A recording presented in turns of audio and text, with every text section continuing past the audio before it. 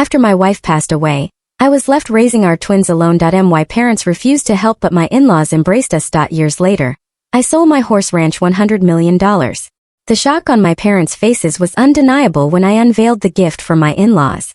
Kneeling by my wife's grave, our twin children clutched in my trembling arms, I desperately hoped my own family would offer some comfort. Instead, they turned their backs and abandoned us.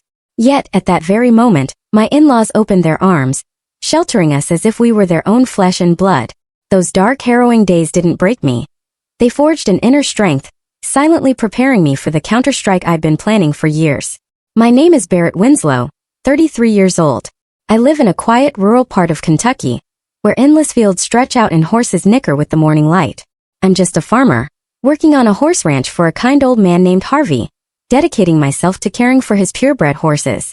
Life was simple, filled with joy alongside my gentle wife, Courtney, and our adorable twins, Noah and Nora. Our modest home always overflowed with laughter and warmth. But then a sudden storm swept through, turning my world upside down. Courtney, my light, left us, leaving me with indescribable pain and two children too young to grasp their loss. I vividly recall that fateful day. The doctor's voice was low and heavy as he called me into the room. Courtney lay frail on the hospital bed, her bright eyes weak but focused. She held my hand, whispering her love for me, Noah and Nora, urging me to be strong for our children. I nodded, tears streaming, but inside, I shattered. Cruel cancer took her just months after diagnosis, too fast for me to prepare. Courtney passed on a drizzly afternoon, leaving me at the hospital window, staring at a gray sky that mirrored my heart. Courtney's funeral was as simple as she was. I chose a small church on the outskirts, where we'd once vowed forever. Noah and Nora, just 5, clung to my hands, their innocent eyes not yet grasping the pain. Dressed in the green woolen outfits Courtney had knitted, they asked, "Where's Mommy, Daddy? Will she come back?" I could only hug them tighter, fighting back my own tears. In the quiet church, I felt the presence of loved ones, but also a cold distance I'd never forget. My in-laws, Leonard and Frances Fletcher, arrived early. They stood by me, shoulders trembling with grief. Frances hugged Noah and Nora tight, tears streaming down her wrinkled cheeks. Leonard, a man of few words, squeezed my shoulder, as if offering his strength. They didn't speak much, but their eyes conveyed boundless love for Courtney, for me, and for their grandchildren. Their sincerity warmed my heart, if only for a moment. But when my own parents, Curtis and Loretta Winslow, arrived, a chill set in. They appeared to fulfill an obligation, standing rigidly in a corner. My mother, Loretta, in an expensive black dress, kept her lips pursed, avoiding my gaze. My father, Curtis, stood arms crossed, his eyes sweeping over me like I was a stranger. No hugs, no comfort for Noah or Nora, just a few perfunctory words with mourners before they quickly left. Watching them go, my heart felt crushed. I knew they'd never accepted Courtney, never saw her as their daughter-in-law. To them, she was merely a poor farmer's daughter, a disgrace to the prestigious Winslow family name I had chosen. The days following the funeral were an abyss. Each morning I'd wake to the empty space beside me, the pain surging anew. I tried to stay composed for Noah and Nora, but raising 2 children alone was exhausting. Up at 4 a.m. to make breakfast, take them to school, then rush to the ranch. Horses, once my passion, now felt like a burden as I juggled work and childcare. Some nights, I'd sit staring at a pile of bills, wondering how I'd keep going. Noah and Nora, though young, sensed my exhaustion.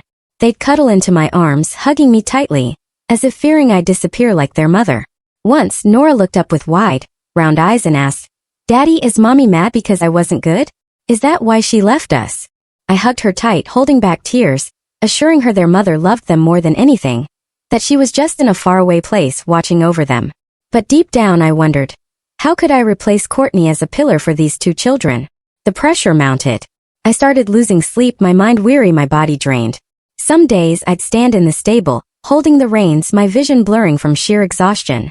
I knew I couldn't go on like this, couldn't bear it all alone. In my desperation, I thought of turning to my only remaining family. My parents, Curtis and Loretta Winslow. Pride was something I held dear, but for Noah and Nora, I'd set aside my ego. One afternoon I drove to their elegant Louisville house. With its white picket fence and trimmed garden, it always felt foreign even though I grew up there. My mother, Loretta, opened the door, her eyes flickering with surprise but no warmth. "Barrett, what are you doing here?" she asked, her voice cold. I took a deep breath, trying to keep my voice steady. "Mom, I need help. I'm raising Noah and Nora alone. I'm exhausted.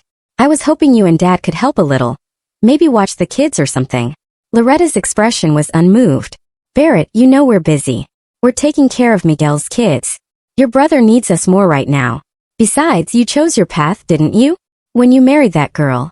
She trailed off, but I understood that girl was Courtney, the one they never accepted. I stood there, feeling a knife pierce my heart. I turned to my father, hoping he'd say something, but he only shook his head, his voice low. Barrett, you're a man. You need to handle this yourself. Don't bother us. I barely remember leaving that house. Their cold words mixed with old memories echoed in my mind. From the moment I introduced Courtney, my parents had rejected her, saying a poor farmer's daughter would drag me down and tarnish the Winslow name. They always boasted about Miguel, my younger brother, who went to a prestigious school and worked in the big city, though I knew his success was exaggerated. To them, I was the failed son, the one who threw away a bright future for a girl not their equal. On the drive back, I pulled into a grassy field, turned off the engine and sat in silence. Tears fell, not from weakness but from feeling utterly alone. Courtney was the only one who truly understood me, always holding my hand, saying we'd get through anything together. She was gone and I was left with Noah and Nora, two angels I had to protect at all costs. But how, when even my own family had abandoned me? I returned home and held them tight as they slept soundly, unaware of my battle with pain and despair. In the darkness, I whispered to Courtney as if she were still there. What do I do, my love? How can I be strong enough to keep our children safe? There was no answer, only the wind reminding me the road ahead would be long. I didn't know that in those darkest days, a small glimmer of light awaited, not from my own family, but from those I least expected. Leaving my parents' house, my heart was heavy. I felt like a lost soul in a barren field, with nowhere to anchor myself. Noah and Nora were my only reason not to collapse, but I couldn't go on alone. I needed someone. Then I thought of Leonard and Frances Fletcher, Courtney's parents. I hesitated for a long time before calling. They lived in a small house deep in rural Kentucky, where red dirt roads wound through wheat and cornfields. Courtney had said they weren't wealthy, but had big hearts, always sharing what little they had. I feared being a burden, but the image of Noah and Nora's innocent eyes gazing at me each night left me no choice. My hands trembling, I dialed their number. Barrett. Frances's voice came through, warm but tinged with concern. Is something wrong, dear? I took a deep breath, trying to keep my voice steady. Mom, I don't know how to say this, but I'm really struggling. I can't take care of Noah and Nora alone. I need help. A pause. Then Frances spoke, her voice choked with emotion. Barrett, you don't need to say anything more. Just bring the kids here. Our home is your home. Her words were a warm breeze, easing the icy grip around my heart. I packed a few clothes for myself and the kids, loaded them into the old pickup, and drove straight to Leonard and Frances's. The hour-long drive felt like a lifetime. I was anxious, wondering if I was doing the right thing, if I was taking advantage. But when I pulled up to their small wooden house, porch covered in climbing vines, Frances was there. Her arms wide, eyes shining with sincerity. Come in, Barrett, she said, hugging me tightly like her own son. Leonard stood behind her, silver hair falling over his forehead, offering a gentle smile. He patted my shoulder, then bent to hug Noah and Nora, who nestled into his arms as if they'd done it 1,000 times. Their house wasn't grand, just a 2-bedroom wooden home with creaky floors and the faint smell of fresh-baked bread. But stepping inside, I felt a warmth I'd lost since Courtney's passing. Frances immediately prepared a simple but hearty dinner. Mashed potatoes, stewed beans, and golden fried chicken. Noah and Nora, withdrawn for days, began chatting as Frances shared stories of Courtney's childhood, chasing rabbits in the fields. Courtney was a lot like little Nora, Frances said, ruffling Nora's hair, her eyes sparkling. Just look at that smile. It's just like her mother's. Watching, my heart softened. Yet, pain resurfaced, realizing the stark contrast with my own parents. Curtis and Loretta never hugged Noah or Nora like that. Never shared stories or even asked how they were. They kept their distance, as if the children proved my mistake in marrying Courtney. But here Leonard and Frances treated me not just as a son-in-law, but as a true son. In the days that followed, I officially moved in. They refused to let me pay rent or cover expenses despite my insistence. Barrett, your family. No matter what, you belong here, Leonard said firmly. Family doesn't keep score. Frances cared for Noah and Nora like a true mother. Every morning she'd wake early to make breakfast, toast with homemade strawberry jam, braid Nora's hair, and teach Noah to tie his shoelaces. Leonard, despite his age, patiently drove the kids to school in his old pickup. One day I saw him under an oak tree, teaching Noah to carve a small wooden boat, while Nora colored it. Watching, I couldn't hold back tears. This was Courtney's dream for our children. To grow up surrounded by love, in simple, meaningful moments. I kept working at Harvey's ranch. The grueling work remained, but coming home, I no longer felt alone. Their stories not only eased my exhaustion but gave me a renewed sense of strength, the strength of family. Still, I wasn't always at ease. Some nights, after Noah and Nora were asleep, I'd sit alone on the porch, staring at the dark fields. Courtney's loss lingered, a wound that never healed. Then, memories of my parents' coldness would resurface, leaving a bitter taste. I recalled begging them for help, Loretta's indifference, Curtis's detached voice. The contrast between Leonard and Frances's love and my parents' distance left me both grateful and heartbroken. One evening, Frances came out with an old blanket. "It's chilly out here, Barrett," she said, draping it over my shoulders, then sitting beside me. I just lowered my head. "What's on your mind, dear? You can share it with me," she asked gently. I sighed. I don't understand why my own parents treat me like this. I've tried to do everything right, but to them I'm never good enough. And you treat me like your own son, even though I'm just your son-in-law. I don't know how to repay you. Frances placed her hand on mine, her eyes gentle yet resolute. "Barrett, you don't owe us anything. You're Courtney's husband, Noah and Nora's father.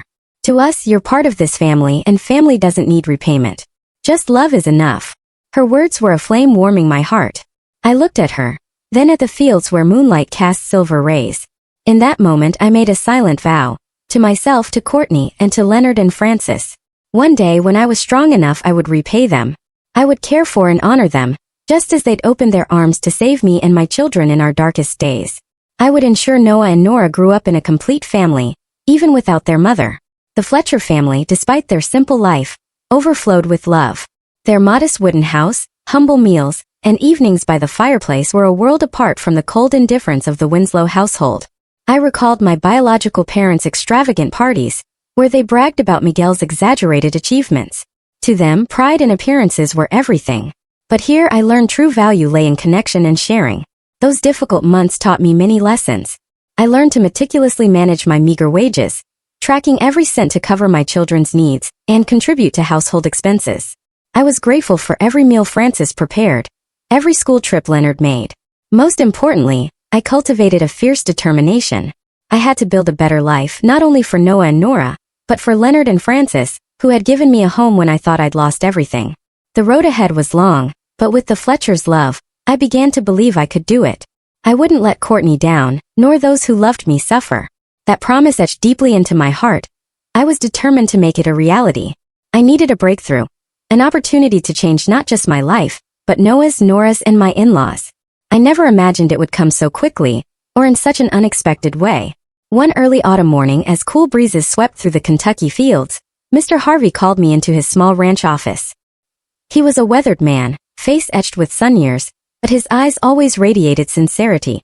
"Barrett," he said, his voice low, "there's a horse fair in Lexington this weekend. I want you to come. You're the best we've got with horses, and I need you to showcase some of our young stock." I was surprised. Mr. Harvey rarely took me off the ranch. My work was usually in the stables, not major events like the Lexington Fair, where wealthy traders and investors gathered. I nodded, though my heart was uneasy. I wasn't used to crowds, polished suits, or smooth talk, but I knew this was a chance to learn, and I didn't want to let Mr. Harvey down. When the fair day arrived, I wore the cleanest shirt Frances had ironed, donned an old straw hat, and followed Mr. Harvey to Lexington. The fair buzzed with energy. Horses nickering, laughter and chatter, hay mingling with food aromas. Purebred horses paraded, their coats gleaming in the sunlight, drawing applause with each gallop. I stood by Mr. Harvey, helping him introduce our young horses, answering client questions about their care and training. It came naturally because for me, horses weren't just work, they were my passion. While checking a young horse's hooves, I heard a deep, warm voice. "You handle those horses with great care. Not many pay attention to details like that." I turned to see an older man with silver hair, dressed in a simple, elegant suit. He introduced himself as Clinton McGraw, a retired investor still passionate about horse racing. I was flustered, unaccustomed to being noticed, but Mr. McGraw's sharp yet friendly eyes put me at ease. We talked, and I quickly realized he wasn't like the others. He didn't boast or assert authority. Instead, he asked about my horse care, the challenges I faced, and even my life. I hadn't intended to share much, but something about him made me open up. I told him about Courtney, the pain of losing her, about Noah and Nora, and how I was trying to keep our little family together. He listened without interrupting, nodding, asking thoughtful questions. When I finished, he looked at me, his gaze seeing right through my soul. "You've got grit, Barrett," he said. "And talent. I've been in this industry long enough to recognize potential. Ever thought about starting your own horse ranch?" His question stunned me. My own horse ranch? A dream I'd never dared entertain. I was just a farmer scraping by. I shook my head, giving a weak smile. "Mr. McGraw, I don't have the money or anyone backing me. I know horses, but starting a ranch is out of my reach." He smiled unfazed. "Barrett, money isn't the biggest issue. Will and talent are what matter. I want to help you. I'll invest a sum to get you started. Not a fortune, but enough for you to give it a shot. What do you say?" I stood, unable to believe my ears. A stranger, known for less than an hour, offering to help achieve my biggest dream. I wanted to say yes immediately, but fear held me back. Fear of failure, of letting him down, of not being good enough. I thanked him, asked for his number, and promised to think it over.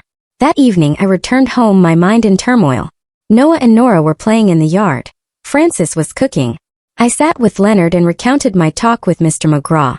"I don't know if I should take this chance," I said, my voice trembling. "If I fail, I could lose everything. I don't want to disappoint you, Mom, or the kids." Leonard looked at me, his eyes steady. "Barrett, life is a gamble. If you don't dare to try, you'll never know if you could have one. Courtney always believed in you. She wanted you to live fully for yourself and the kids. Be strong, son." Frances, overhearing, came out, wiping her hands on her apron.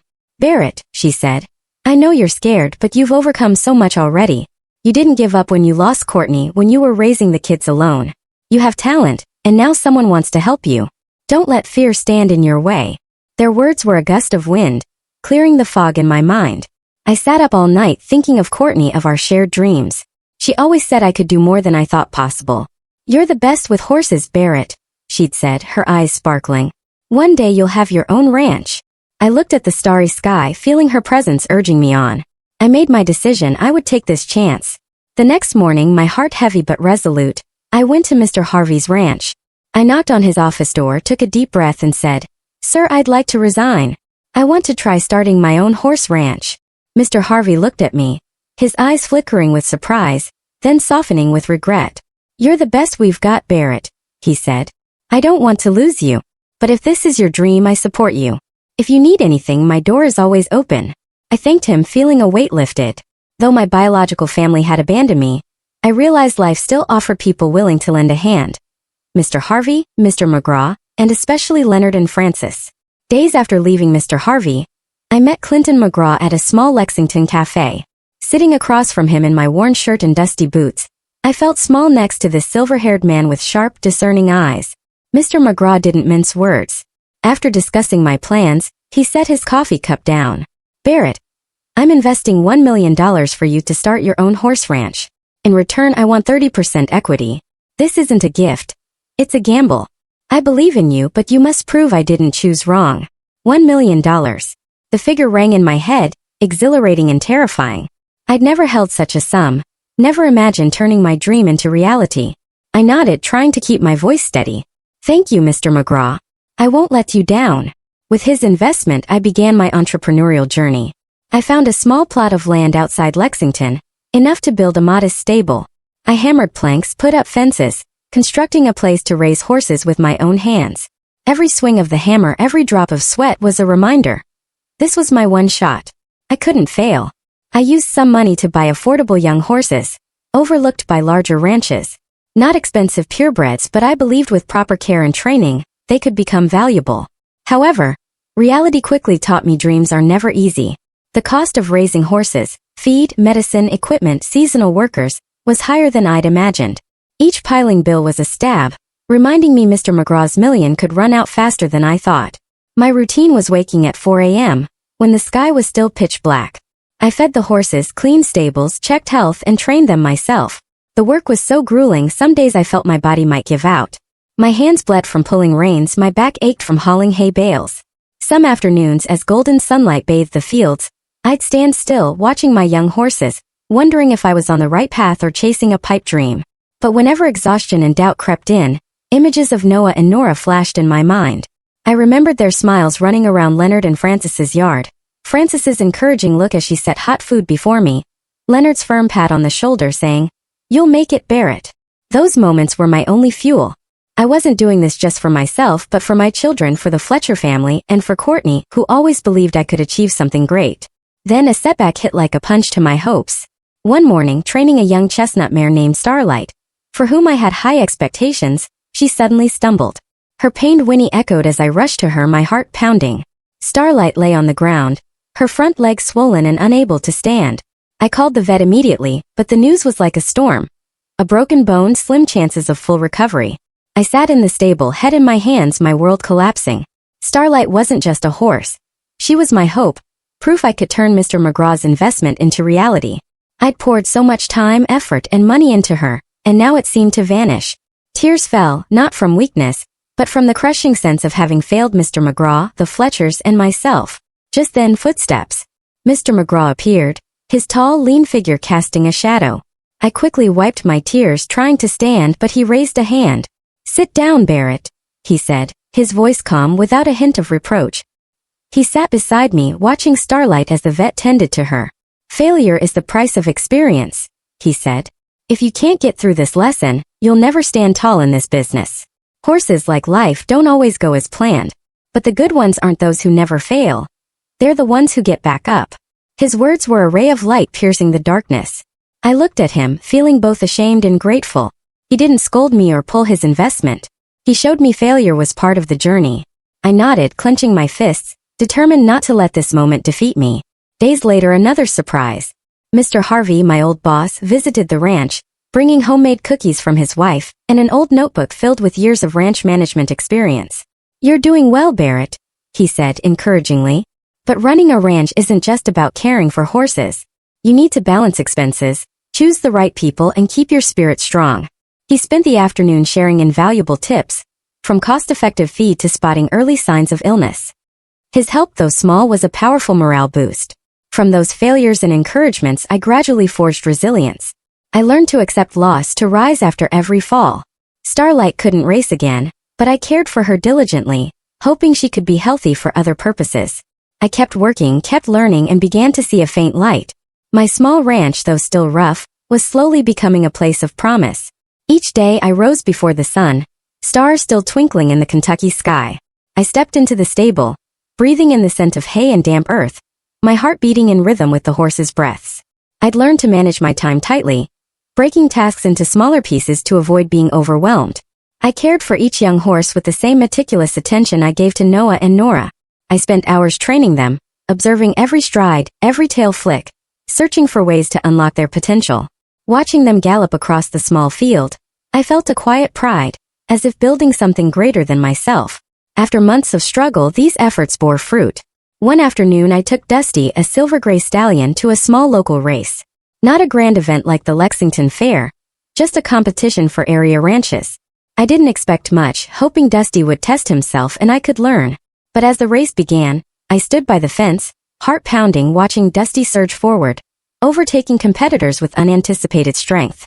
When he crossed the finish line in third place, the crowd clapped and I stood stunned, hardly believing my eyes. It was my first victory, modest but to me, a ray of sunlight piercing dark clouds. Word of Dusty's performance spread quickly through Kentucky's tight-knit horse breeding community.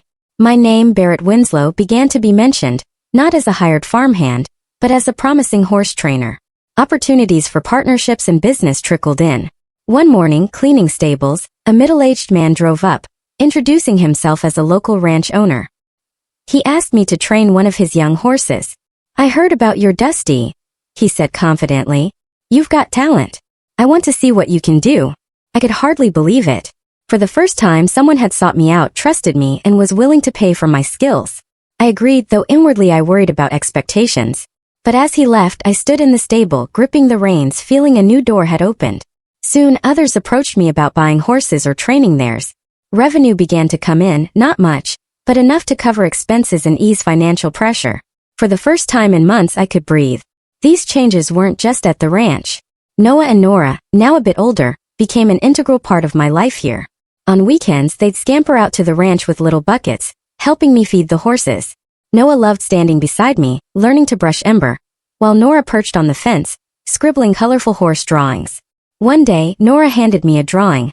A golden-coated horse with a man in a straw hat, beside two small children. "This is you, Noah, and me," she beamed. "We're a team, right, Daddy?" I hugged her, tears welling up. "That's right, sweetheart. We're a team." Watching Noah and Nora grow amid these hardships, I realized that despite material struggles, they had a home. Not just with Leonard and Francis, but here among the stables and fields. The ranch wasn't just my dream. It was a place where I wanted my children to learn that life, though tough, is always worth fighting for. Leonard and Francis, seeing my progress, couldn't hide their pride. One evening, Francis called me to the porch where she and Leonard were sipping tea. "Barrett," she said, eyes sparkling. "Today I heard neighbors talking about you. They said you're making something of that ranch. I'm so proud." Leonard nodded, adding, "You're not just our son-in-law. You're our son." Their words left me speechless. I bowed my head, trying to hide my emotions. "I don't know how to thank you both," I said. "Without you, the kids and I wouldn't be here today." Frances took my hand, her voice gentle. "Don't say that. We're family." Their words filled me with indescribable happiness. In the days that followed, my life took on brighter colors. Mr. McGraw visited the ranch. He surveyed the stables, his sharp eyes tinged with satisfaction. "You're doing well, Barrett," he said, pausing to pat Dusty. "I heard about your win. It's a good start, but remember, this is just the beginning. Reputation keeps clients coming back. Keep working hard and you'll go far." Mr. McGraw's encouragement fueled my resolve. I knew he hadn't just invested money. He'd invested his trust, and I was determined not to let him down. At day's end, as the sun set, I stood in the stable, surrounded by the scent of hay and the sound of horses nickering. I let out a sigh of relief, a weight lifted.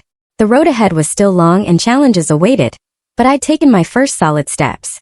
I looked out at the fields painted golden by the sunset and whispered to Courtney, "Do you see, love? I'm doing it for you, for our kids, and for our family." After Dusty's victory, my small ranch gained momentum.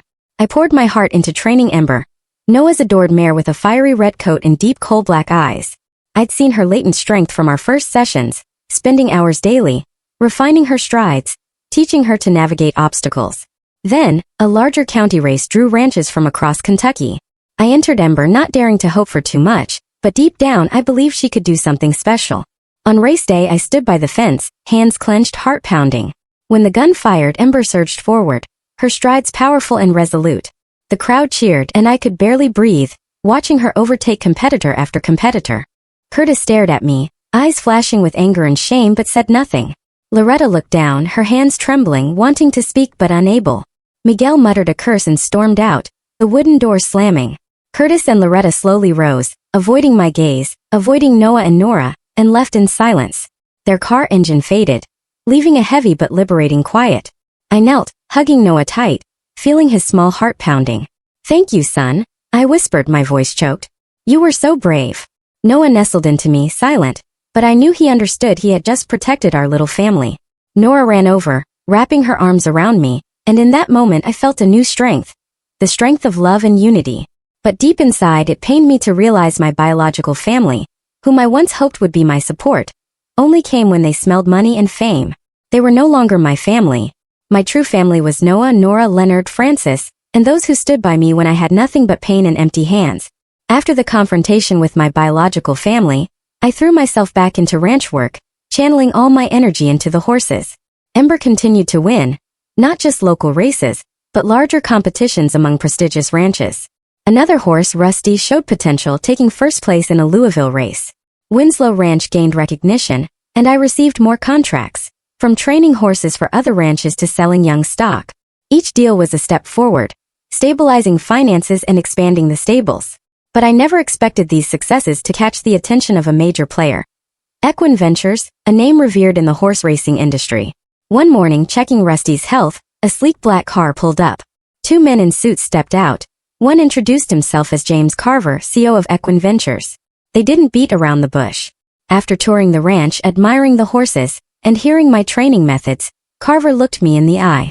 "Barrett, we're impressed. Winslow Ranch is a rough diamond. We want to buy the entire operation for $100 million. You'd stay on as manager at least until you're 60. What do you say?" I stood stunned, the ground shifting. $100 million. The number rang in my head, overwhelming, dizzying. I'd never imagined such an offer for a farmer like me. I mumbled thanks, asked for time, and watched them leave, my mind reeling. That night I couldn't sleep, wrestling with chaotic thoughts. $100 million could change everything. I could secure Noah and Nora's future. Top schools, a life free from financial worries. I could repay Leonard and Francis with a comfortable home, ensuring they enjoyed their later years. But I was also afraid. Winslow Ranch was my life's work, the dream Courtney and I cherished. If I sold it, would I lose my freedom, my control over the horses I'd poured sweat, blood, and tears into? Would I still be myself or just a cog in a corporate machine? In the days that followed, I agonized. I didn't want to decide alone, so I turned to those I trusted most. First, Leonard and Francis. Sitting in their kitchen, I recounted the entire story. Francis listened, hands clasped, eyes gentle, tinged with concern. "Barrett," she said, "I know the ranch is your heart and soul, but think of Noah and Nora. An opportunity like this won't come twice. You could do so much for them, for yourself." Leonard nodded, his voice low but steady. "You've built something incredible, Barrett. Whatever you decide, we'll support you. The important thing is you hold on to your love for horses and this work." Their advice gave me much to ponder, but I was still uncertain. I drove to meet Mr. Harvey, my old boss, for his grounded perspective. In the familiar Lexington cafe, as I shared the story, he let out a dry laugh. "Barrett, not every farmer gets a $100 million offer. You've done what most only dream of, but you need to decide what matters more. Keeping the ranch in your hands or securing the best future for your family." Finally, I called Mr. McGraw. The next day, he was at the ranch. I walked him through the stables, explaining Equine Ventures' offer. He listened without interrupting, then sat on a wooden bench, gazing at the fields. "Barrett," he said, "selling the ranch doesn't mean losing it. You'll still be the manager, the soul of this place. This isn't an end, it's a new phase. But you must ensure you retain control over what matters, how you care for the horses, how you run the ranch. Don't let them turn you into a puppet." Mr. McGraw's words illuminated my path. I realized I could accept the offer but protect my passion. After many sleepless nights, I made my decision. I would sell Winslow Ranch, but only on the condition that I retained full professional control. I didn't want to be just an employee. I wanted to remain Barrett Winslow, the horse trainer who built this dream from the hardest days. I contacted Equine Ventures, laying out my terms. After tense negotiations, they agreed. The contract was signed, and I officially became the manager of Winslow Ranch, with $100 million in hand and a wide-open future for my family. In the days that followed, I woke with a renewed sense of purpose. No longer the penniless farmer, exhausted from worrying about my children, I was Barrett Winslow, manager of a renowned horse ranch, a millionaire, but more importantly, a father, a son-in-law, and a man true to his values. The first thing was to fulfill my promise to Courtney, to care for her family, now my true family. I drove to Leonard and Francis, carrying carefully prepared documents. At their familiar kitchen table, where Francis's fresh bread scent lingered, I took a deep breath. "Mom, Dad, I have a gift for you." I slid the papers across. A spacious house on Lexington's outskirts, with a large garden and a peaceful lakeside retreat. "This is a place where you can enjoy your retirement," I said, my voice thick with emotion. "I want you to live comfortably without worries. I owe you everything." Frances looked at me, eyes shimmering with tears. "Barrett, you don't owe us anything," she said. But I shook my head. "No, Mom. Without you and Dad, the kids and I wouldn't be here today. This is what I promised Courtney and myself." Leonard, a man of few words, squeezed my shoulder. "Son," he said, his voice warm and steady, "we're proud of you." They accepted, though reminding me family was worth more than any house. Watching them embrace, smiling with joy, a part of my heart healed. I knew Courtney was smiling somewhere, content her family was cared for. But I wanted to do more. I wanted Courtney's name to live on, not just in our hearts but in the community. I used a portion of the money to establish the Courtney Fletcher Winslow Scholarship Fund for rural Kentucky children. Kids like Courtney, full of dreams but lacking opportunity. The fund would help them pursue education, from grade school to college, so they could reach beyond their circumstances. I wanted Courtney to be an inspiration, a guiding light for those struggling through hardship. Meanwhile, I enrolled Noah and Nora in better Lexington schools, wanting them to have a proper education, but always reminding them of their roots. One evening, sitting in the living room, I said, "Kids, everything we have today started with love and perseverance. Never forget your grandparents. Never forget your mom. We don't need to be boastfully proud. Just live well, live kindly." Noah nodded, eyes bright with understanding, while Nora hugged me, whispering, I'll make you proud, Daddy. The scholarship fund's launch event was held in a small community hall. I stood before the crowd, flanked by Leonard, Francis, Noah, and Nora. Local reporters flashed cameras, and I felt as nervous as before my first horse race. Asked about my journey, I took a deep breath, my voice catching. I was just a farmer with nothing. If I have everything today, it's because of my wife, Courtney, and my in-laws who never turned their backs on me. They're my real family. Those simple, heartfelt words echoed. The crowd applauded, and I saw pride in Leonard and Francis's eyes. My story spread, not just in Kentucky, but beyond, becoming an inspiration of gratitude and perseverance. People saw me not just as a millionaire, but as a man who stood for family values, who repaid kindness the right way. But that moment also brought a bitter contrast. I hadn't expected Curtis, Loretta, and Miguel to be there, standing in the far corner. As I spoke my gratitude for Leonard and Francis, I saw them freeze. Curtis tried to mask his shame, lips pressed tight. Loretta bowed her head, clutching her expensive purse as if to shield herself. Miguel, face flushed with anger, left before the event ended.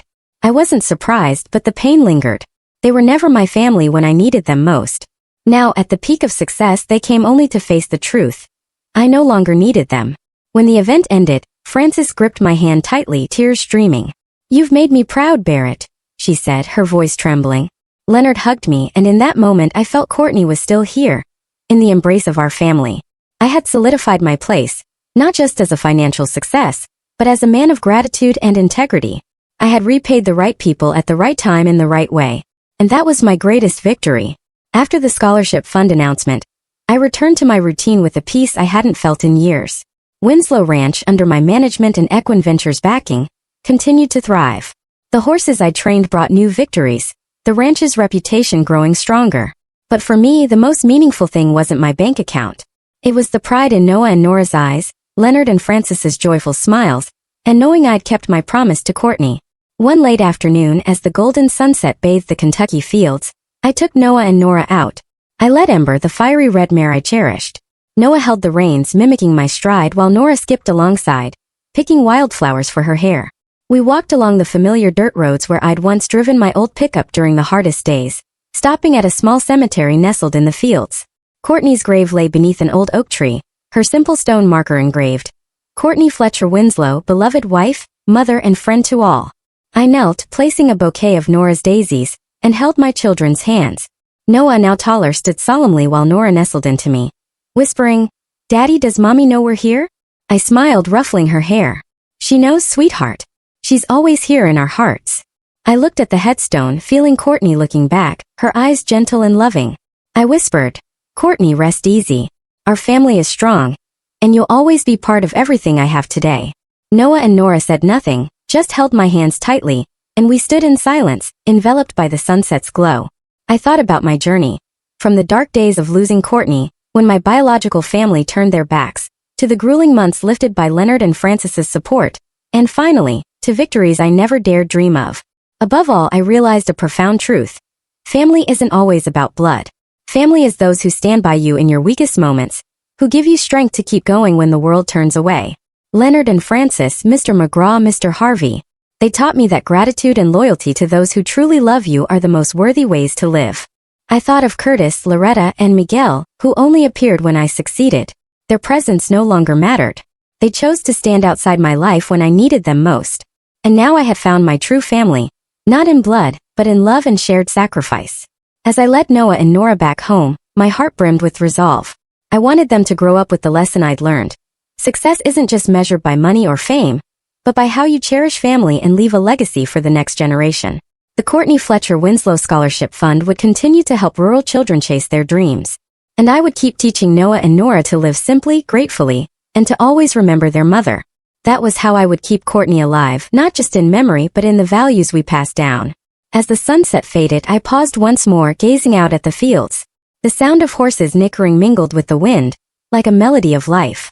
I smiled, feeling I had found the true meaning of success. Not in numbers but in love, gratitude, and the family I chose to cherish. As this story settles, remember that life's deepest truths often come from unexpected places. Each day, new experiences and moments create fresh stories, connecting us all. If today's narrative resonated with you, consider sharing your thoughts in the comments. Your feedback helps us bring diverse and relatable content to light. We aim to share stories that spark new ideas and connections. Thank you for watching, and if you enjoyed this, please like and subscribe for more. Your support keeps us going. Until next time, take care and stay curious.